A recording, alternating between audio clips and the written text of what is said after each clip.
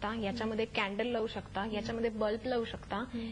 हे असं उभं राहतं किंवा एक आधार देऊन नाही तुम्ही याच्या आतमध्ये सुद्धा काही घालून ते उभं करू शकता.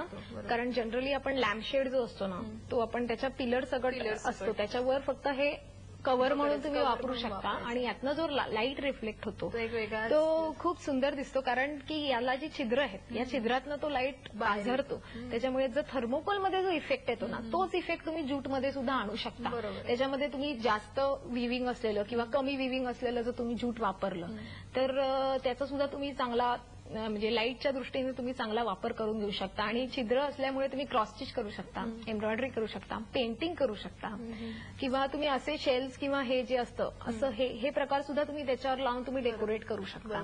फक्त लॅम्पशेड मध्ये आता ही एवढी कल्पकता आली आहे. आता पूर्ण जर किंवा छोटीशी एखाद्याच्या घरच्या घरी मूर्ती असेल तर या ज्यूट मध्ये सुद्धा ते एखादं चांगलं मखर बनवू शकता. आणि त्याचे रंग बदलू शकता. याच्यामध्ये जिलेटिन घालून तुम्ही त्यातनं वेगळा लाईट रिफ्लेक्ट करू शकता. याचा शेप बदलून तुम्ही त्याला वेगळा लुक देऊ शकता. आता हे मी गोल केलेलं आहे. आता हे जर तुम्ही असं केलं आणि हे जर भिंतीवर लावलं तर इट लुक्स लाईक एक वॉल पीस करू शकता. किंवा हे असं भिंतीवर लावलं आणि याच्या मागे जर एखादा लाईट असेल किंवा तुमच्याकडे इनबिल्ट बल्ब आहे तर त्याला लॅम्पशेड म्हणून सुद्धा तुम्ही हा असा झाकून ठेवून त्याला एक वेगळा गेटअप येऊ शकतो. बरोबर.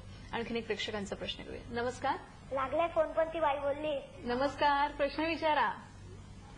हॅलो. हा नमस्कार. अथर्व. माझा प्रश्न असा आहे की आपण जे गणपतीसाठी कलश ठेवतो ते कसं सजवायचं. कलशवर आपण येणारच होतो आणि प्रेक्षकांकडून प्रश्न आल्यामुळे आपण लवकर बरोबर. आता ह्याचं हा जरा सामान लागले आणि एक वेगळ्या पद्धतीने आम्ही कलश करायचा प्रयत्न केलेला आहे. जनरल आपण जो कलश असतो तो इतर तांब्यामध्ये, चांदीमध्ये किंवा स्टीलमध्ये असतो. ज्याचा रोज मेंटेनन्स सगळ्यांना शक्य असतो तसं नाही. त्याच्यामुळे त्याला एक ब्रेक म्हणून आपण हा नवीन प्रकार ट्राय केलेला आहे. हा चौकोन घेतलेला आहे रुमालाचा. आपल्याकडे खणाचं जे कापड असतं ते जनरली आपल्याला जे वापरायचं नसतं किंवा आपल्याला त्याला मॅचिंग साडी नाही म्हणून पडून असतं त्या खणाच्या कापडामधून सुद्धा तुम्ही हे बनवू शकता. किंवा मग तुम्ही ब्रोकेडचं एखादं कापड असेल ते वापरू शकता किंवा प्लेन कापड आणि साधं कापड असा तुम्ही एक कॉम्बिनेशन करून सुद्धा तुम्ही ते वापरू शकता. हे वॉशेबल आहे. हे तुम्ही काढून धुवून परत वापरू शकता किंवा ह्याला वेगळ्या पद्धतीने डेकोरेट करू शकता. हे जे एंड्स आहेत इथे सुद्धा तुम्ही दुसरं काही लावू शकता. आणि हे ग्रीन कलर मी याच्यासाठी वापरलंय की तुम्हाला पानांचा इफेक्ट येतो त्याचा. जशी आपण आंब्याची पानं लावतो त्या प्रकारे आपण हिरव्या रंगाचा तसा उपयोग करून घेऊ शकतो. प्लेन याच्यावर तुम्ही पानांचं पेंटिंग पण करून तुम्ही ते डिस्प्ले करू शकता. किंवा पानांचा आकार करून सुद्धा तुम्ही त्याच्यावर लावून तुम्ही बरोबर हे करू शकता. बरोबर. आता खरोखरच हा विषय असा आहे की कला म्हटले की कुठल्याही प्रेक्षकांना पण ते जाणून घ्यायला फार आवडतं. जितके प्रश्न विचारावेसे वाटतात तितके कमीच असतात. बरं, एक आता हे आपण हाऊस म्हणून घरच्या घरी तुम्ही मार्गदर्शन केलं की प्रत्येक जण कसं बनवू शकतो. एखाद्याला भरतकाम, विणकाम किंवा चित्रकलेची आवड असेल तर. पण एखादा ह्याचा व्यवसाय करायचा म्हटलं तरी एखादा हा व्यवसाय करू शकतो का? त्या दृष्टीने काही पैसे मिळवू शकतो का? ह्या दृष्टीने जाता जाता तुम्ही काय मार्गदर्शन कराल? पैसे मिळवू शकतो.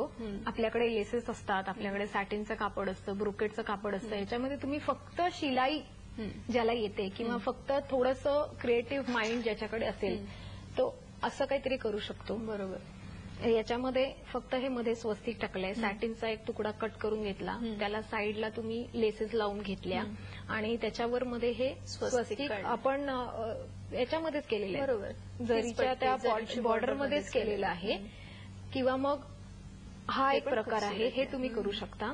हे तर कुठली साडी किंवा एखादं मटेरियल तुमच्याकडे असेल किंवा ब्लाऊज पीसचा कपडा आहे त्याची बॉर्डर किंवा ओढणी, एखादी छान ओढणी असेल तर त्याचं सुद्धा तुम्ही हे करू शकता. बैठक म्हणूनही वापरू शकता किंवा रुमाल म्हणून वापरू शकता. त्याच्यावर कुशन कव्हर्स म्हणून सुद्धा किंवा इव्हन तुम्ही ह्याचे आरास करू शकता. हे छोट्या साईजमध्ये करून तुम्ही मागे त्याचं काहीतरी डिझाईन केलं तर ते डिझाईन सुद्धा भिंतीवर खूप छान दिसतं. अगदी अगदी त्याच्यामध्ये. बरं. आज इथे येऊन खरोखरच हे आरास करण्याचं जे काही वेगवेगळ्या प्रकारचं साहित्य तुम्ही जे काही दाखवलंय ते सगळ्या प्रेक्षकांच्या वतीने आणि नमस्कार झी मराठीच्या परिवाराच्या वतीने इथे आल्याबद्दल आपले मनपूर्वक धन्यवाद. प्रेक्षको, आजच्या या कार्यक्रमात आज आपण इथेच थांबणार आहोत. पुन्हा भेटणार आहोत नमस्कार झी मराठीच्या उद्याच्या कार्यक्रमामध्ये. प्रेक्षको, तुम्ही लक्षात घेतलेलं असेल तर 2-3 भाग नमस्कार झी मराठीचे एक गणपती विशेष भाग म्हणूनच आम्ही सादर करतो हे आपल्या लक्षात आलंच असेल. त्याच दृष्टिकोनातून उद्याचाही कार्यक्रम आपला आहे. विषय आहे अक्षरातून गणेश दर्शन. विषय पुन्हा एकदा एका अक्षरांमधून गणेश दर्शन उद्या आपण घडवणार आहोत आणि या दृष्टीने मार्गदर्शन करण्यासाठी उद्या आपण आमंत्रित करतोय अच्युत पालव यांना. तेव्हा 1800221010 या क्रमांकावर उद्याही चर्चेत सहभागी व्हा. आज मात्र इथेच निरोप घेतोय. नमस्कार.